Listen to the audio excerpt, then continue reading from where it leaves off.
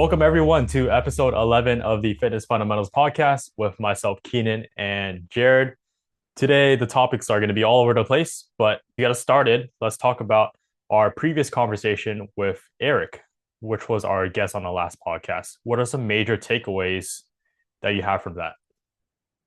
Yeah, one of my major takeaways was he had this idea he spoke about muscle stimulus and how he wished more physical therapists understood muscle stimulus.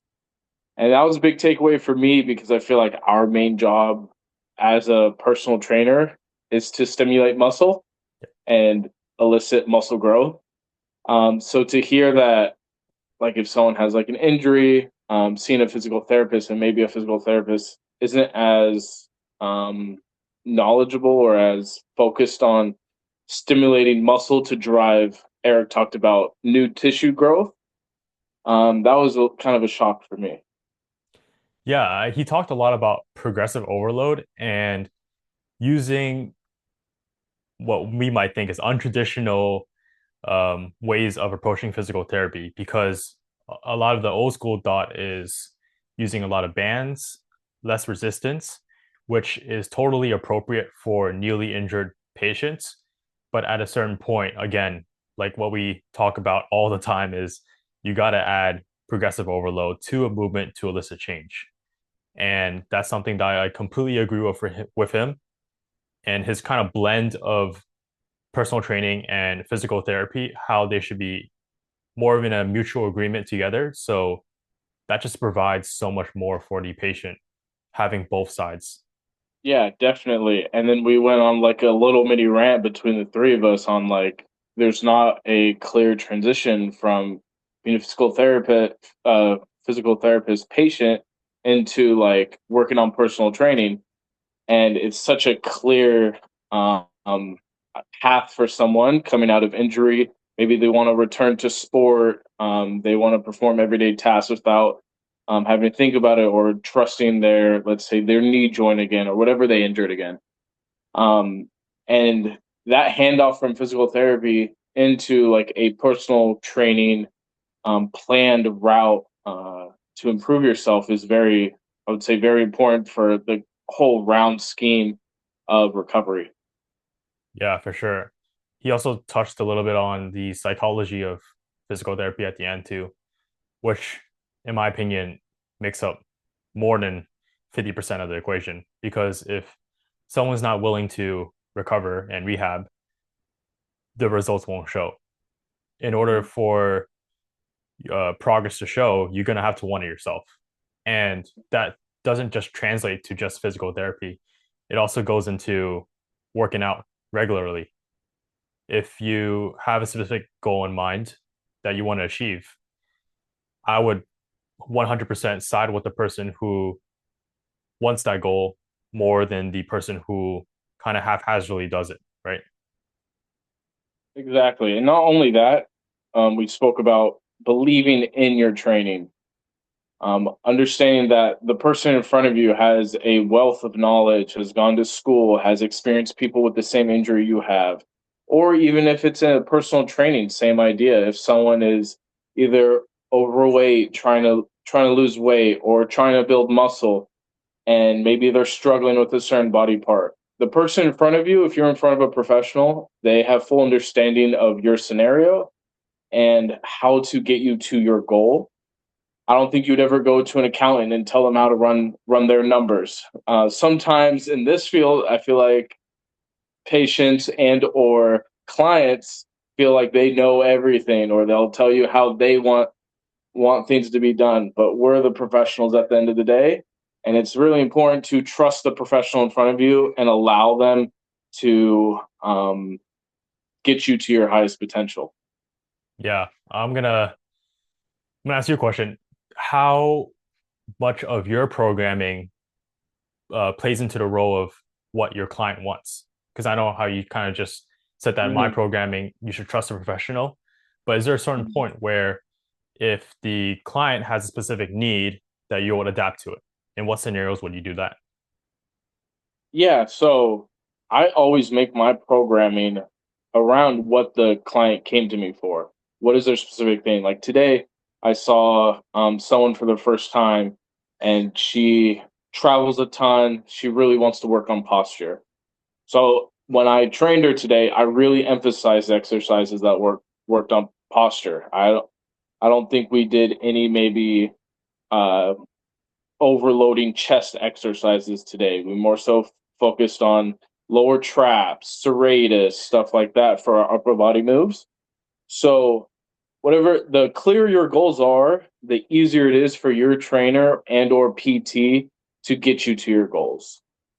Yeah, for sure. And I think that's something that, a lot of textbooks and people who educate online talk about is a lot of your programming should be tailored for the client depending on their goals and also what they enjoy doing, right? Because the client won't do a super well designed scientific program if they don't want to do it, right? The Mm-hmm. best program is the one that you do consistently. So if your client shows up day after day, continuing to improve, even though it's not the most scientific, periodized program, I'm going to take that program that they enjoy over one that's 100% optimal.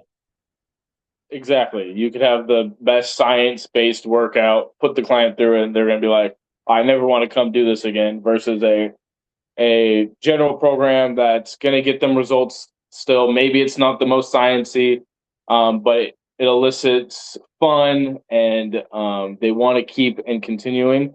Yeah, yeah. The consistency is always going to win. For sure. You still going at BFT, working there? Yeah, I was there yesterday. Yeah. What do you guys coach? What did we coach? It was strength endurance. Yeah. So it was a strength exercise supersetted with some kind of endurance exercise. Nice. And you're just working there once a week right now? Currently once a week. Once a Yeah. week? Yeah. No Sundays? No Sundays, man. Oh man. It was a lot. That was just so I could coach with you and learn something. What have they been doing then in replacement of the Sunday classes? I still think it's coach's choice. Okay. And Um, it's still weekly. it's a weekly rotating coach's choice. You gotta take one in. We'll see. I'm gonna enjoy this break because I know when you come back, we might be taking them over again. Oh yeah, we're gonna be taking them over for sure. Any other life updates? How's basketball? Basketball's good. I'm the leading scorer in the league right now. Of course. Wouldn't expect anything less from you. Yeah, we're undefeated. Uh, Other than that, life updates. I don't been playing a lot more at that gym I was telling you about earlier before the pod, and it was funny. I ran into a 16-year-old. He kind of had a big head, and I was like, "You want to play one on one?"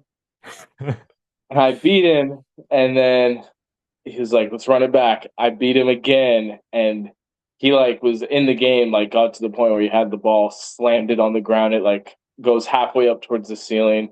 He's frustrated. I end up beating him, finishing out the game, beating him, and then I'm like, all right, I'm gonna go get water real quick. And then the whole time he's like all frustrated, and I'm just not saying a word. I go sit down, and then um, I think he had the confidence, or later he told me he was like, no one comes into this gym and beats me. I always win one on one. And then, so anyway, slams the ball. I end up winning. I go get water on the other side of the gym. You could tell there's tension, and then he finally walks over to me. He's like, how'd you get your handle so good? So then it was cool because it was like a mentor moment where he was Yeah. having pushback. He was like, I don't get it. I don't get it. And he was finally like, okay, maybe this is a teachable moment. So then I started like training him, giving a bunch of tips and tricks for like the next half hour. And then I see him a few days later and he's like, I did what you told me. I'm cooking my friends now. Like, I That's love super that cool. stuff. It was Yeah. really cool to like coach someone in a different sense. Yeah. In your own training, have you been adapting any lifts or your program to getting better at basketball? Yeah, I've been doing a lot more glute med work Okay. because basketball is such on it's played a lot on one leg and there's a lot of bumping involved. So I've been doing a lot of like I started doing like landmine lateral lunge catches where I'm just kind of shifting back and forth, catching and controlling the drop. Um, Stuff like that because the glute med helps stabilize the pelvis. So if I get bumped and I need to take a step, my my glute med's strong enough to keep me on Yeah. balance. Um, and then outside of that, I'm really just training weightlifting. Like right now, I could say like just twice a week, and playing basketball like 3 times a week. So outside of maybe that, I'm really just focused on muscle stimulus and just general overall strength. Make sure I'm maintaining that. Yeah, that's something that Eric talked a lot about too on our last podcast about strengthening Mm-hmm. the glute medius, which is a very Mm-hmm. important muscle for stabilizing the hip. And Yeah. actually, a couple videos that should be rolling out on my Instagram. I'm almost to 100 posts in a row. No way. Yeah, almost there. I'm at like 90, 92 right now. Wow. Wow. That's Oh incredible. man, Congratulations. thank you. I don't know how long this will be kept up of the daily posts, but I'll try to keep it up as much as I could. Yeah, we got to do a segment on what you've learned after 100 posts. Yeah, I think I can speak on a whole podcast on that. Yeah, yeah, yeah. We Yeah. should definitely do that once you hit 100 posts. All right. I got to get that 100 first though. Yeah, right. Yeah. But I mean, I have like crazy. I think I have like 40 posts in the drafts. So Let's for the go. next like 40 days, I'll be covered. This podcast obviously brings out a lot of clips. That too. Yeah, yeah. It Yeah. So it kind of definitely helps. helps me a lot too. Nice. What? How's Uh, your training going? Anything new?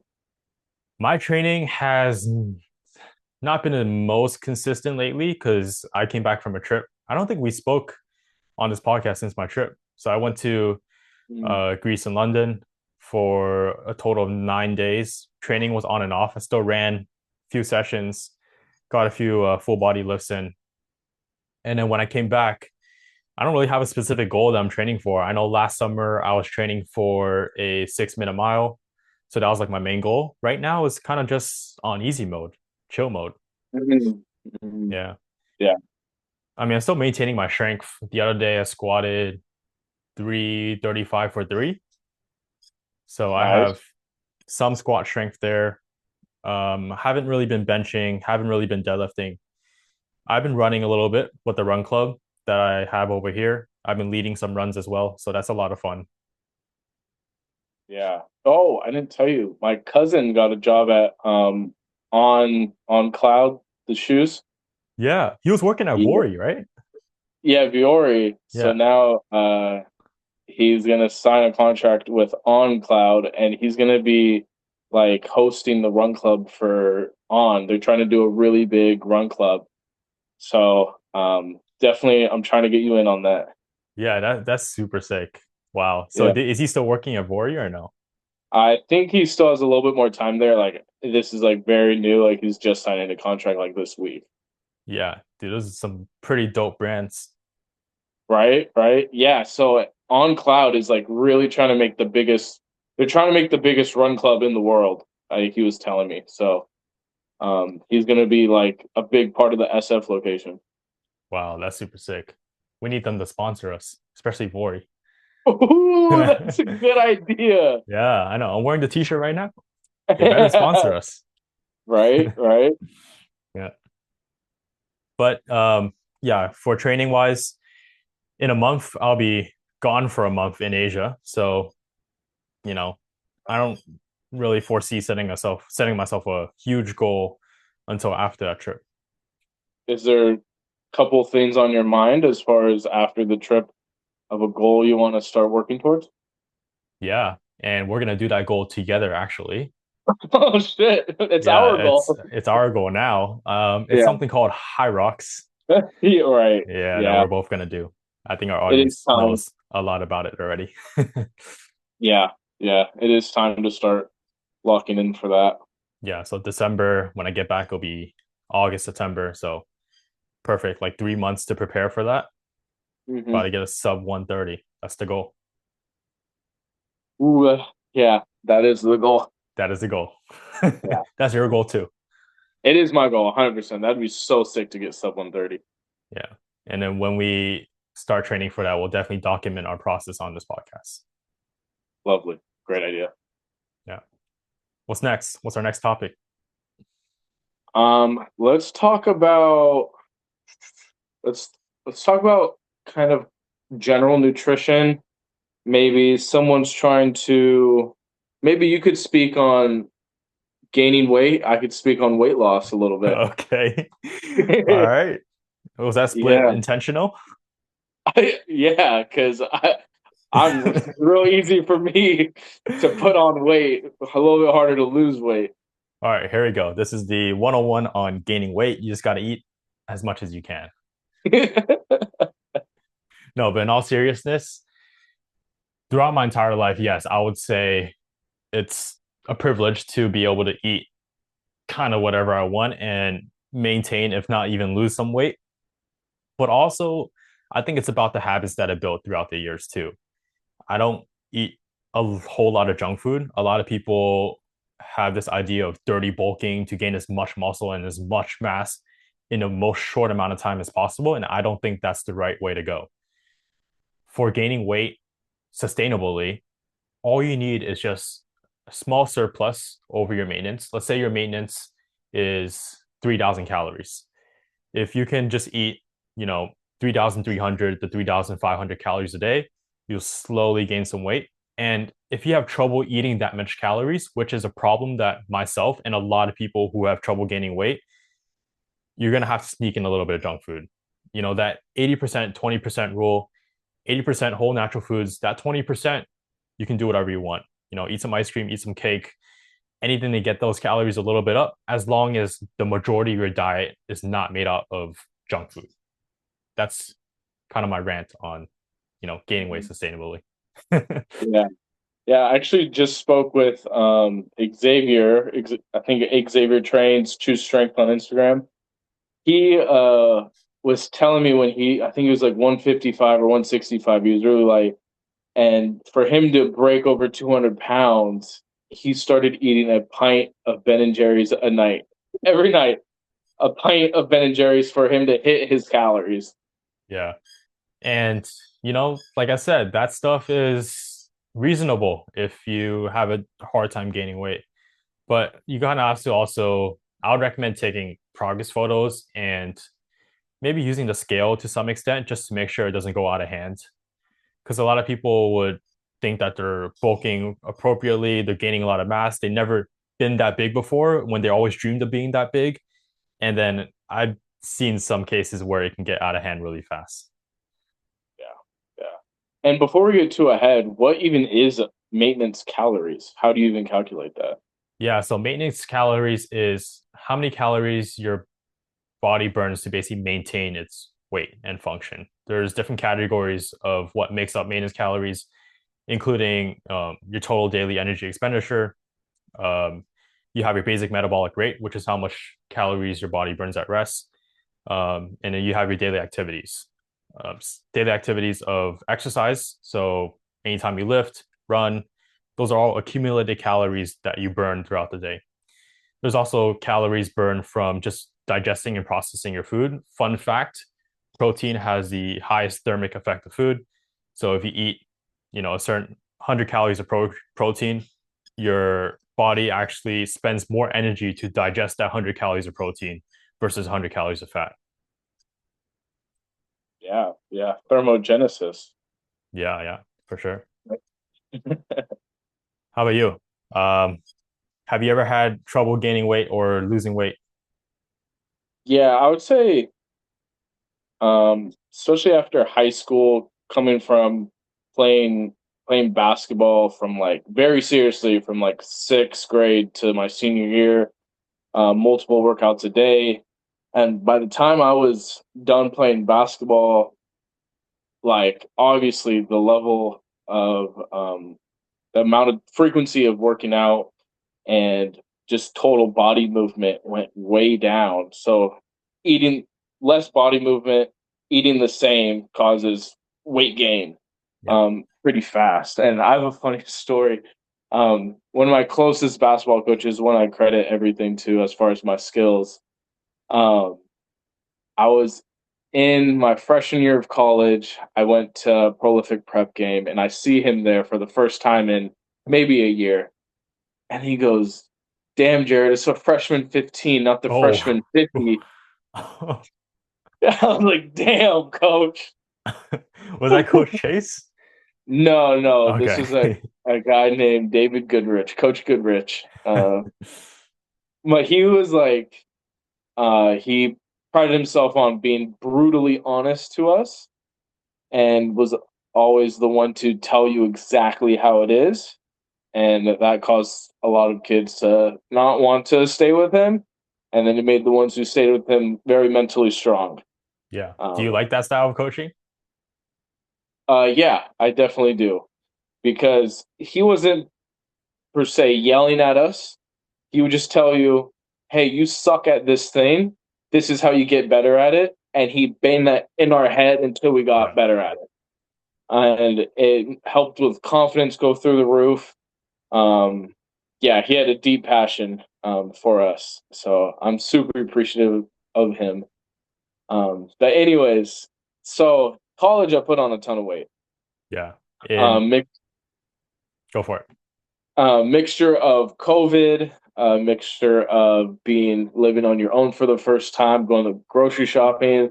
Like, oh, my mom isn't here to tell me I can't grab this. Um, so, anyways, and then what happened was I was studying kinesiology, super into fitness. So I would I would put on a little bit of weight. I would like try to cut back on what I was eating, restrict myself, lose 10 pounds, be happy, eat those foods again, put those 10 pounds back on, and it was like just a cycle of losing and gaining the same 10 pounds. And then what really was the switch for me was like not trying to restrict myself. Like for a long time, I did like this Dwayne the Rock Johnson diet thing. Yeah. What he does is you eat very strict, and then on Sunday for like a 3 hour window, eat whatever you want. And it helped me lose weight, but it was not sustainable, and it was not helping my um, relationship with food psychologically. So once I got to the root cause that how I need to view that my root cause I needed to get to was I need to view food differently. I was viewing it as more so pleasure. If I was bored, I would eat it. Instead, what I would view it as is more like fuel. Get the food that I need. Still eat food that I love. Just cut back a little bit. It's not something that has to be. You have to cut out ice cream. Yeah. Instead of eating a whole pint, start just eating half the pint. You don't need to eat the whole thing. So simple changes like that. I love butter and cheese. Those are like my weaknesses. Instead of just like do a little bit less, move a little bit more over the course of a long period of time, you're going to lose weight. Yeah, for sure. And there's also like a lot of little tips that you can use, like prioritizing your protein because it's more satiating, Yeah. eating more vegetables because it's more fiber. All these little tips can won't move the needle, the entire direction, but will help you incrementally in the right direction. 100%. It's about the small wins. It's like Exactly. make one small adjustment and continue to do that, and things become a habit and it becomes second nature for you. Yeah. Honestly, that's life advice too, creating Right. small wins for yourself. Yeah. Like you always think about like the end goal of where you want to be in 5 years, but it's something as simple as what you want to accomplish just for the day or maybe just for the hour. And creating those small wins kind of just psychologically tricks your mind into thinking that you're doing something right because, at the end of the day, you're building towards that big goal that you have of losing, 20 pounds or gaining 20 pounds of muscle. Those small wins are definitely going to be your best friend. Have you ever heard of the RAS system in the brain? The RAS system? No, I haven't. Yeah, Sounds like acronym for I was just gonna say it sounds like something Andrew Huberman says. yeah, he probably does. It's the reticular activating system. Okay. Essentially, what it does is like Like if you are looking at a bunch of cars on the road and someone goes, "Oh, find all the red cars." And your brain starts looking for red cars. So that's the RAS system is whatever you tell your brain to look for, it will find. And there's this really cool guy named he goes by Charlie Rocket. Randomly, he used to be 2 Chainz' manager, but then he had this big dream of being a Nike cover athlete. And um, anyways, really good guy to look at. He has this concept that he practices where he calls it winning streak. So I'll wake up in the morning, he'll be like, "I'm on a winning streak." He said he'll go to Starbucks. He gets his favorite cup of coffee, and he'll be like, "All that happiness for $3.70. I'm on a winning streak." He's all front row parking. I'm on a winning streak. Green light. I'm on a winning streak. So what he does is he's made it a cool way to have gratitude throughout your day. Yeah, that's super sick. That's something that we Yeah. all need to have more of. Right, right. Yeah, definitely check out Charlie Rocket winning streak, and he talks about the whole concept. It's really cool. Yeah, that also kind of reminds me, and we also brought up Andrew Huberman too, is he likes to introduce the concept of play, Mm. and he has like a whole like 3.5 hour episode of that. I remember listening to it, but I don't recall much of it because it's Andrew Huberman. Half of the words that he uses, I don't remotely understand. Yeah, right. But anyways, to dumb it down, the concept is, as children, we introduce play kind of everywhere around us. We see some random object on the ground, we think of play. When we see our parents' t-shirts, we'll tug on it and think of play. But as adults, as we grow older, it kind of just leaves our system and leaves our body. There's some like psychological thing that happens in our brain as we get older. But there's also a trick to, reintroduce it. Like what you said about, creating small wins is also creating small areas of play that you have in your life, whether that's, hanging out with your best friends, playing with your dog, and just having fun. Like Mhm. he also talks about like deep belly laughs, like when we laugh so hard, like that's something that we do more as kids because, we're just Mhm. more playful back then. But as adults, it's very important to try to find those areas of play and happiness in our lives. Yeah, and that kind of struck something in my mind that the gym is like almost like a playground for adults in a way. Thank you. Put the words out of my mouth.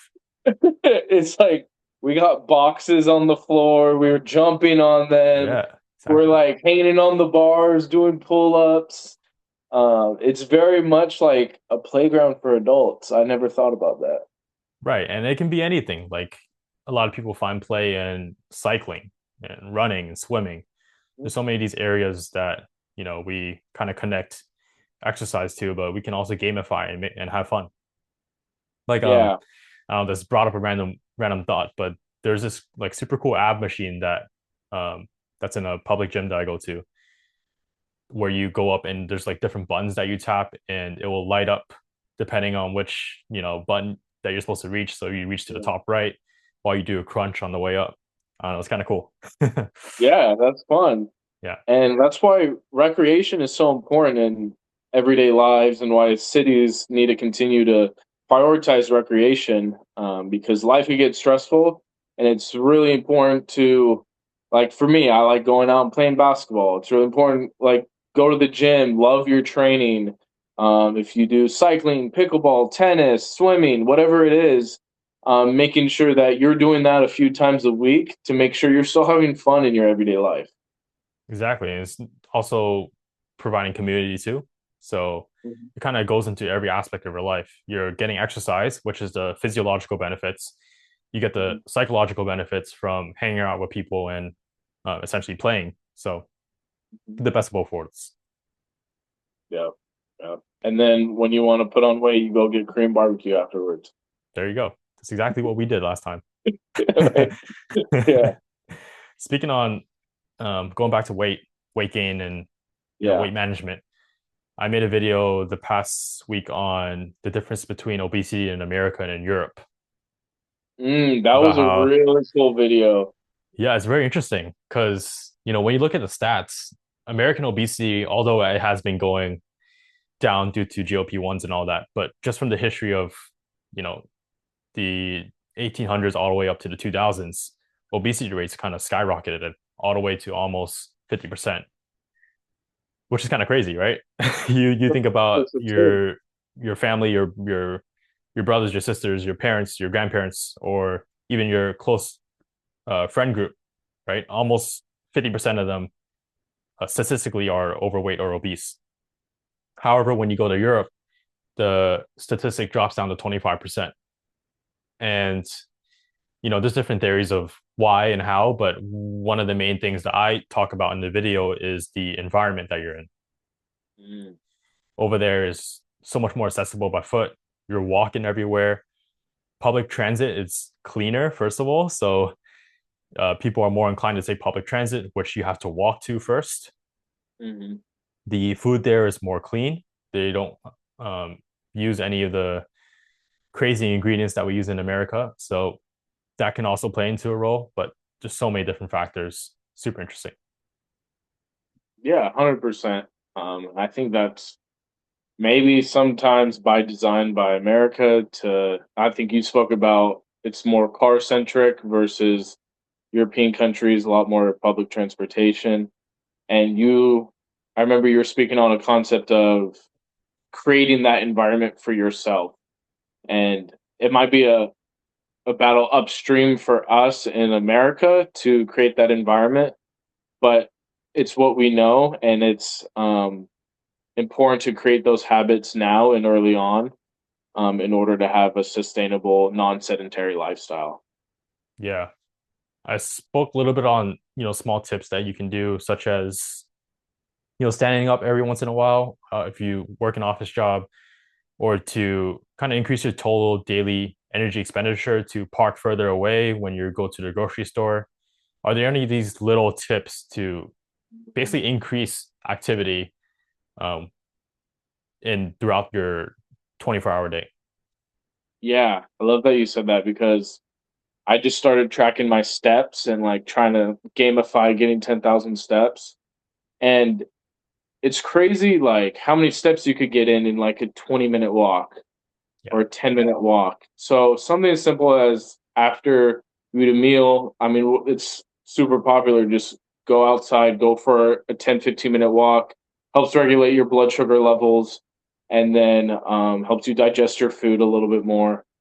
And then on top of that, you're getting your steps in. So maybe like I think something I'm going to start doing is just instead of laying down for 10-15 minutes on my phone, just be on my phone for 10-15 minutes while walking outside, Yeah. getting fresh air. Yeah. Yeah. Hack, get a pet, get a Oh, dog. yeah, that's a good Yeah. one. Because Yeah. to be honest, like before we had our dog, I don't think my parents, would dedicate 2 walks a day, at least 2 walks a day. But now that we have a dog that we walk, they're both going to be walking 2 times a day, which is automatically gets them, close to 10,000 steps each day. So yeah, if you have a dog or are thinking about getting a dog, it's going to help you increase your step count. Watch a dog too. People That's are looking for it. Watch a dog. Yeah, you should insert your own plug right now. I don't have an ad or anything. Just leave a comment. I got you. I watch dogs too. San Diego Small area. dogs, big dogs, it don't matter. I'll watch them. Yeah. Any other hacks that you have? Hacks. Let's see. Hmm. I mean, we've spoken about it a little bit. Just enjoying your training is a big thing, and not every session has to be one where you're like shaking as you're lifting weight. And naturally, if you just get in the gym, and even if you're just like, I don't know what I'm gonna do, I'm just gonna have some fun. You might have the urge on a lift or two to push it to either failure or close to failure, and that's going to stimulate muscle growth.